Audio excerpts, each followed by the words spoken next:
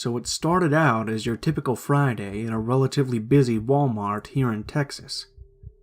To give you some background about myself, I worked in loss prevention at Walmart for 7 years and was a loss prevention manager at this store when this particular incident took place.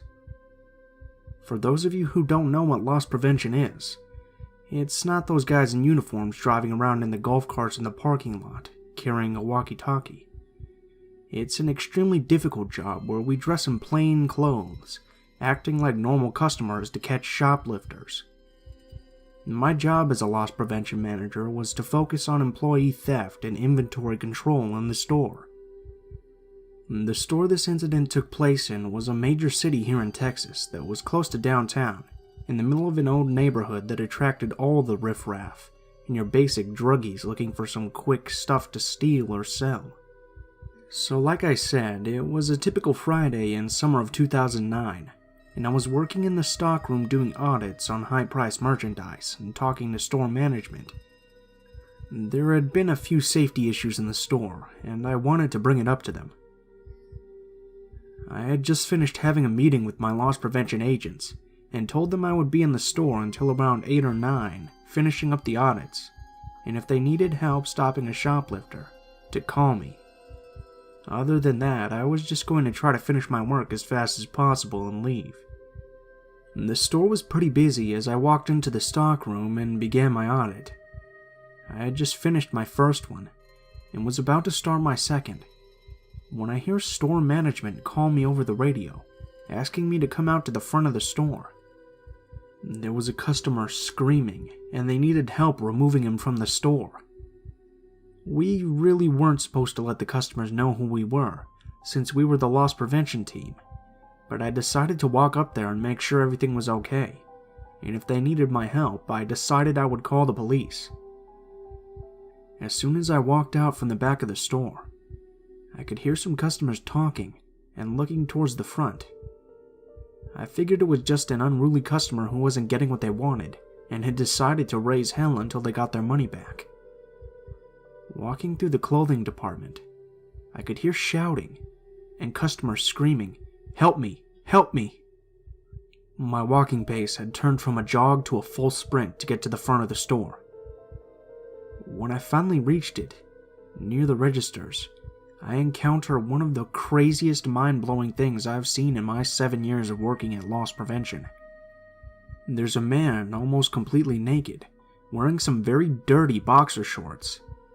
He's chasing customers and growling like a dog or some kind of wild animal, flipping over baskets and acting like he's possessed. By the time I get to the front, he's flipped over everything, and he's starting to knock merchandise off the shelf, all while acting like a rabid dog and foaming at the mouth. I approach the crowd of employees and customers, immediately telling everyone to get back for their own safety. At this point, he's worked his way into the optical department, and I started pulling glasses down from the displays and throwing them onto the floor, shattering them. I suddenly remember my agents didn't have their walkie-talkies on, and I was going to need help getting this guy under control. I grab my cell phone and hand it to the closest cashier, telling her to dial the phone number of one of my agents and get whoever answers the phone to come help and to bring the handcuffs. At this point, I'm thinking about safety, and I make sure that everyone's a safe distance away as I approach the crazy man from behind. I subdue him with a quick trip to the floor, holding him down until my agents finally arrive with handcuffs and the police. The crazy thing is, as I'm holding this guy down, waiting for help, he begins to lick my shoes in the floor, speaking incoherent gibberish, kicking and screaming. I look down at his feet and see they're raw from apparently running around the neighborhood barefoot and naked, chasing random people.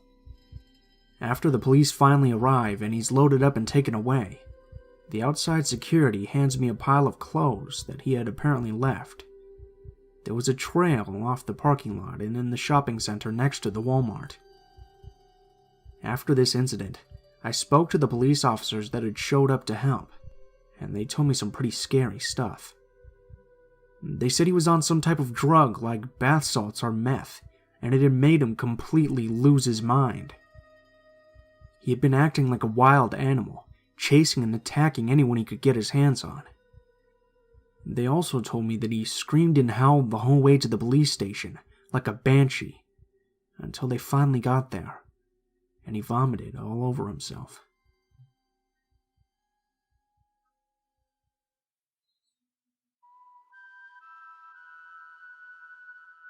It was approaching one of my niece's birthdays, and she's at the age where I think she would appreciate a gift from her uncle. I'm a poor college student with no car, so I commute everywhere and anywhere, knowing that I always take my backpack and headphones anytime I leave the house. So I'm at Walmart, and I have this care package planned out for my niece. She loves Elsa from Frozen, so I decided to get her a costume, maybe a doll and some candy, all Frozen themed of course. Like I mentioned earlier, any place I travel to, I usually have my headphones in. This is kind of a pain to explain, but this detail kind of defines the whole story. Now, I'm so lazy, I normally use a third-party music app instead of the music app included on my iPhone. Unfortunately for me, this requires a good internet connection, and living in rural parts of Denver, my music ends up cutting in and out and then stops playing altogether randomly. Now at this point, I have one item left on my list, and I'm in the toy section of Walmart, looking for an Elsa toy that my niece could take care of. Before I even know it, this mom comes and leaves her 2 children beside me. I'm not sure why, but this has happened before. Maybe I just have a trustworthy face. Let me tell you all something now. I'm not fucking stupid.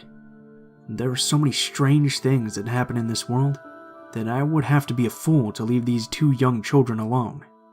And for the record, I didn't know these people at all. It's kind of a pain, but I figure that it's just me being a good person. I mean, I don't even know how some people can do this. This is literally a woman leaving her 2 children at a section of the store and telling them to wait there for a while. Anyways, one girl is around 4 years old, and her little sister looks to be about 1 or 2. These girls are fucking sitting ducks here, man. The older sister had one missing crock, and her younger sister had pajamas on and a pacifier in her mouth. I felt even more obligated to stay until their mom came back. And it turns out, I was right. Not even 5 minutes had passed since their mom left, when some fool came up and started talking to the girls. This tool said all the same generic stuff any pedophile would say. I have lots of toys and candy in my car, and a dog too. I was just sitting there like, is this guy fucking serious? He probably thought I wasn't listening, because I had my headphones in. But like I said, my music had cut out some time ago. As soon as he mentioned his dog, I immediately made my way up to him. He was crouched down, talking to the girl about the stuffed animal she had in her hand. Hey, my dog is really big. He's not pink, but he's nice. Would you like to come and meet him? I crouched down and pushed the girl back a few steps. Immediately, the guy moved back a few steps himself. I extended my arm and made a gesture, saying, "Not today." I gave the guy a very harsh look, like I knew exactly what he was trying to do. I just stared at him very attentively. The guy was very short in stature, and had short, stringy hair with a tan pilot jacket. He was also wearing some very beat-up New Balance tennis shoes. For all intents and purposes, he looked very plain. At this point, I was about to pounce on him and hold him down. I'm not even a big guy myself. I just don't stand for any of this pedophile kidnapping bullshit.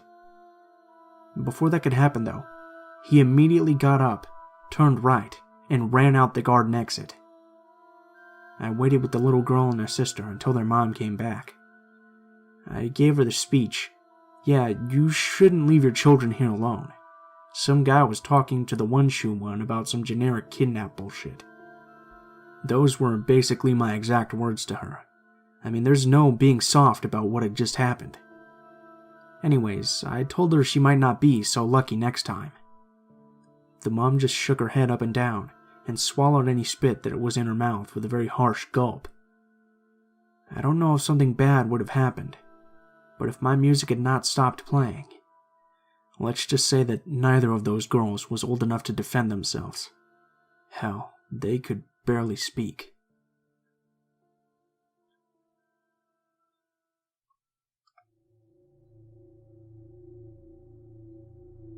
I worked as a Walmart cashier for a little over a year.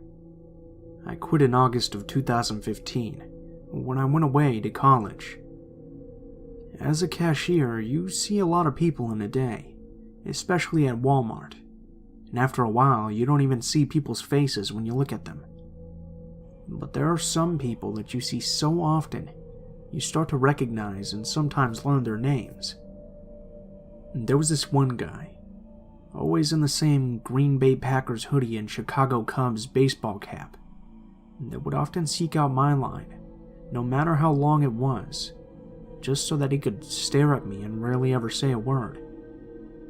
Whenever he did say anything to me, he would always lean across the register to get a closer look at my face. He always gave me a really bad vibe, but when I asked the other cashiers about him, they said that he had never been weird around them. One of the girls even said that he was a close family friend. After that, I sort of dropped the issue. One night, after I'd been there for about a year, I was working a 2 to 11 shift. Those shifts were always the worst because you would be there for 3, sometimes 4 front-end managers, CSM, but also because it takes the chunk out of the day where you can actually do anything. So I'm down on the self-checkout. It's about 10:15 and I'm counting the minutes until I could shut it down at 10 till 11. The creepy guy comes in the front door and makes a beeline for me at the self-checkout podium. When I see him come in, I instantly get nervous. He walks up and says, "Can I still buy a phone card and electronics?" I told him that I only worked as a cashier on the front end, so I didn't know anything about the electronics section, but he could go back and check. He seemed peeved by this answer, but he walked away without another word. About 10 minutes later, he comes up with a prepaid phone card and says there's no one at the register in electronics.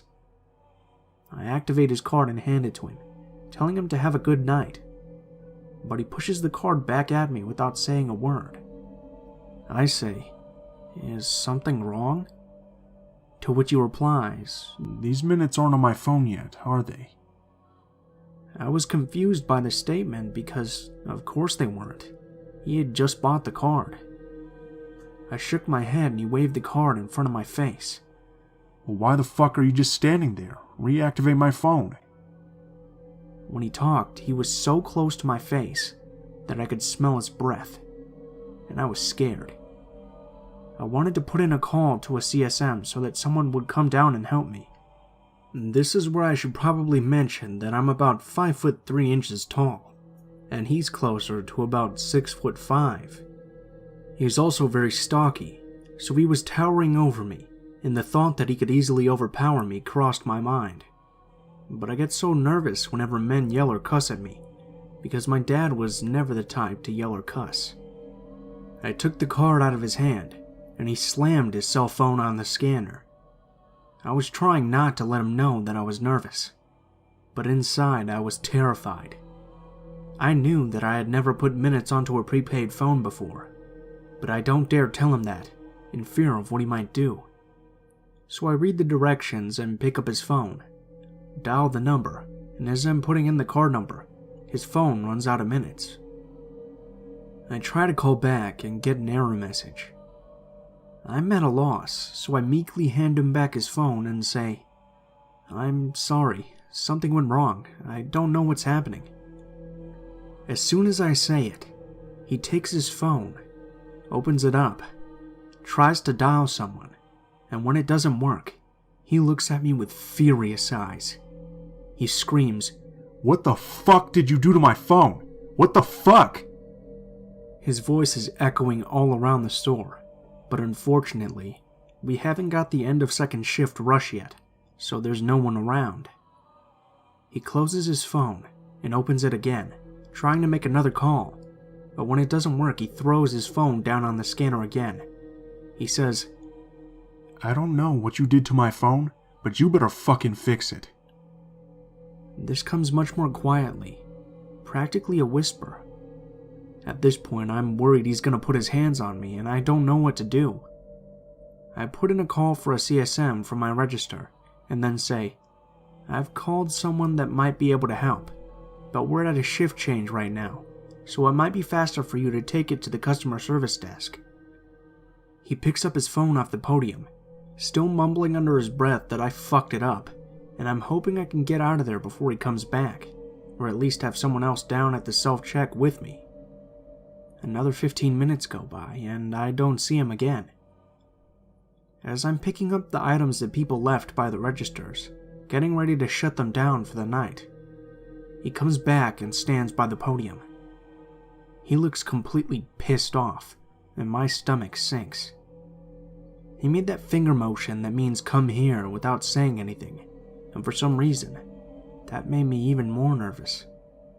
When I'm standing right in front of him, he leans in so close to my face that I think he's about to kiss me or bite me or God knows what. I try to take a step back, but he takes a step forward when I do. A creepy grin comes across his face as he says, "The girl up there fixed it. Simple fix. But next time, I expect you to know what to do. Understand?" I nod because at this point I don't think I can speak. He gets impossibly closer before saying, "I'm sorry I raised my voice. I never should have done that, especially to a pretty girl like you." When he adds the last part, he lightly uses his fingertips to brush my bangs to the side. I took a step back, and he says, "Let me make it up to you. Let me buy you a drink." I shake my head and say, "No thank you, I'm only 19. "So we'll get a couple of beers and go back to my place." Again, I shake my head. "No, really, it's okay. I'm not really much of a drinker. I have an early morning tomorrow." He looks displeased with this answer and says, "Tell you what, I'll wait over here by the door just in case you change your mind." I smile at him weakly and tell him to have a good night. When I see him walk through the security things, I quickly shut down the registers and sign out of mine. Then I run over to find a CSM and tell them about the whole thing. The third shift CSM that I tell looks at me like I'm lying. When I'm finished, they say, "I know that guy. He wouldn't hurt a fly. He doesn't have it in him. You're just being overly dramatic." She then turns to another older cashier behind her, shakes her head, and mumbles, "Teenagers." I ask if I can have someone walk me to my car, and they tell me that management is in a meeting and the security guy went home already. So I clock out and went to the bathroom. I waited in the bathroom for about 10 minutes before coming out and attempting to go to my car. When I walked around the corner through the security things, he wasn't sitting on the bench right there like I had been expecting. I relaxed a little, before I realized he was standing just outside the door, far away enough to keep it from closing, and smoking a cigarette. He had his back turned to it, though. Luckily, I never went out the front doors. I always went down the corridor and out the side door.